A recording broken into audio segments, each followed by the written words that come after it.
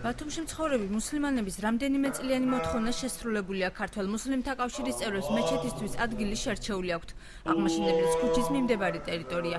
ტარიელ ნაკაიძე ამბობს, რომ უახლოეს მომავალში საინიციატივო ჯგუფის ჩამოყალიბება იგეგმება, რომელთან შეთანხმებითაც დაიგეგმება მშენებლობა. ნაკაიძემ პირად საუბარში აღნიშნა, რომ თანამედროვე ტიპის მეჩეთში სასწავლებელი, მოსასვენებელი აპარტამენტი და ადმინისტრაცია უნდა იყოს განთავსებული. ჩვენი სურვილი არ არის იქ, რომ სადმე ძველ ბათუმის ტერიტორიაზე აშენდეს მეორე მეჩეთი. ჩვენი სურვილი არის მუსლიმების მოთხოვნიდან გამომდინარე სადმე აღმაშენებლის მიმდებარე ხოფის, ეგრეთ წოდებულ ხოფის ბაზრობის მიმდებარე ტერიტორიებთან ახლოს.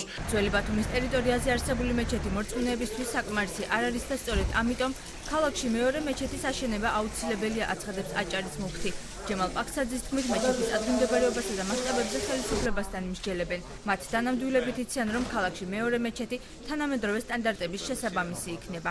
ჩვენ ჩამოვყალიბდებით უახლეს დროში ჩვენი სამუფთო სამმართველო ხელისუფლებასთან ერთად და მივიღებთ იმ გადაწყვეტილებას, რომელიც იქნება ეს მუსლიმი ჩვენი ქართველი მუსლიმების მეულისთვისაც მისაღები, ქვეყნისთვისაც და თითოეული რა თქმა უნდა მლოცველისათვის. თანამედროვე ტიპის მეჩეთებია დღეს 21 საუკუნეში და იგივე იქნება. ქართველი მუსლიმანები საქართველოს პრემიერ-მინისტრის ამ გადაწყვეტილებას მიესალმებიან. მორწმუნეებისთვის მთავარია მეჩეთი ქალაქის ტერიტორიაზე აშენდეს. ჩვენთვის პრემიერ-მინისტრის გადაწყვეტილება ძალიან სასიხარულოა, არა მარტო პრემიერ-მინისტრის გადაწყვეტილება, აჭარის მთავრობის გადაწყვეტილებაც სასიხარულოა. მისასალმებელია, რომ 20 წლის მანძილზე მოთხოვნა ასრულებადი უნდა იყოს ამ ხელისუფლების მიერ. უმრავლესობის წევრის შეფასებით ბათუმში კიდევ ერთი მეჩეთის აშენების საკითხის დრამატიზირება საჭირო არ არის. გიორგი მასალკინის განცხადებით, ქართველ მუსლიმანებს კონსტიტუციური უფლება აქვს სამლოცველო აიშენონ. ამ საკითხის ზედმეტი დრამატიზირება არ არის საჭირო. არაფერი სასწაული არ ხდება. ქართველ მუსლიმებს აქვთ კონსტიტუციური უფლება აიშენონ თავისი სამლოცველო, ააშენონ მეჩეთი.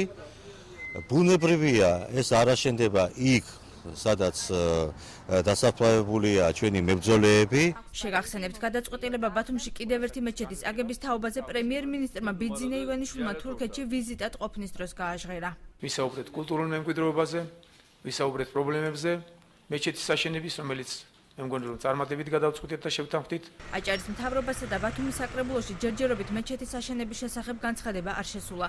რაც შეეხება საპატრიარქოს პრესსამსახურის ინფორმაციით, ამ ეტაპზე მსჯელობა მიმდინარეობს და მათი პოზიცია უცნობია.